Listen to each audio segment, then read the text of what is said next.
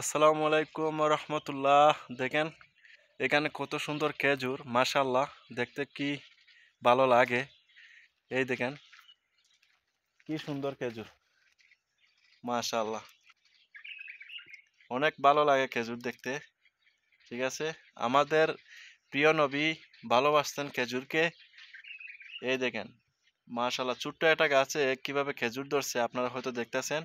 আর আমার পিছনে আপনারা দেখতেছেন আপনার মালটার গাছে, এই দেখেন মালটা কিন্তু দড়িয়া আছে, খুব সুন্দর দেখেন, মাশাল্লাহ, দেখেন অনেক ভালো লাগতেছে। ঠিক আছে, এই যে দেখেন খুবই সুন্দর, মাশাল্লাহ। এই দেখেন মালটা গাছে কিভাবে মালটা ধরছে, এই দেখেন।